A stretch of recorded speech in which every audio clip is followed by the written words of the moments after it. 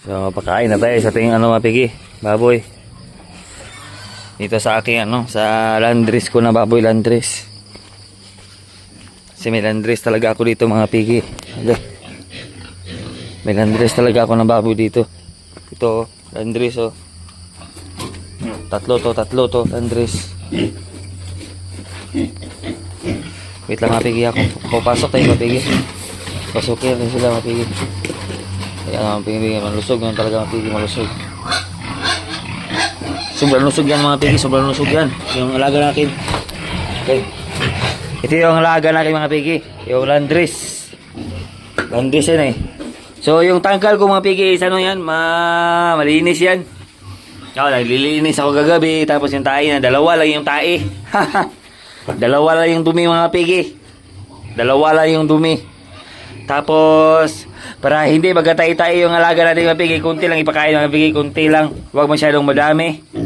Para iwas sa mga tay-tay. Ito mga pigi, oh. Malaki na pigi, oh. Tingnan nyo naman mga pigi, yung baboy natin. Sobrang lusog mga pigi, oh. Ayan. Isa tong landris mga pigi. Kung saan malusog. Yung baboy natin malusog.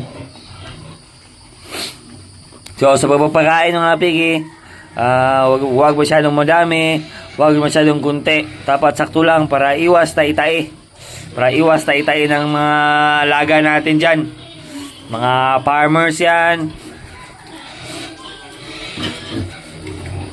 Yan mga pigi, oh, yan oh. Yung edad ko mga pigi is na ako ngayon, 28. So nag-start ako ng babuyan. Nagbaboy-baboy na ako kasi mahilig ako sa mga baboy-baboy, mga manok.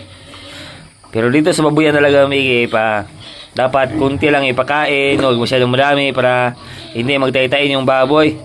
At saka sa pagpakain naman mga page, mga pigi is wag klaseng mga page ipakain. Ngayon grower, sa sunod iba naman yung brand. Wag masyadong madami ang brand. Doon na naman magkasakit ang baboy at saka magtai-tai sa mga brand ng mga feeds. Dapat isa lang yung brand ng feeds mo. So dito sa akin mga pigi is Pilmico yung pinakain. Okay. Kumakagat yung baboy ko Kagat Bakit ka kumakagat sa akin? Hindi ka ba umaamo? Ito mga pigi umaamo dyan siya mga pigi, umaamo. Yan mga pigi laki ito mga pigi, laki ito dapat talaga mga pigi is huwag masyadong damihan ng pagkain para iwas sa mga mga tay-tay at saka yung mga brand ng mga feeds dyan. Kahit na lang ipakain nyo, wag na. Dapat isa lang brand ng ipakain nyo sa alaga nyong baboy. So mga pigi, this is Jeep Pigi. So only one brand feeds here, Pilmico. So the pig is eat and small for pig. Not so many eating because the dirty waste of the pig is wet. And small eat and the dirty of the pig is dry. That is a big impact in our pig. So mga pigi, baboy na tayo dito na dapat kunti lang ipakain, huwag masyadong madami. So far good health yung natin, landris para maiwasan sa mga landris yung pagtatai.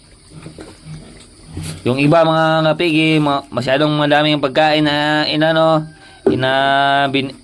binuburtang kasi para daw mga daling malaki.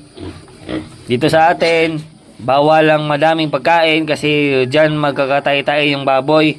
At yung iba naman mga pigi is kahit na lang ipakain sa kanilang baboy. Doon magkakasakit yung ano ng baboy.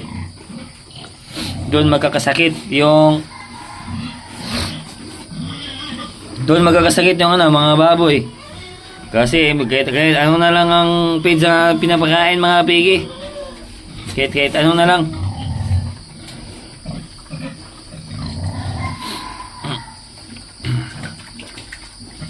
Yan mga pigi, oh. Yan.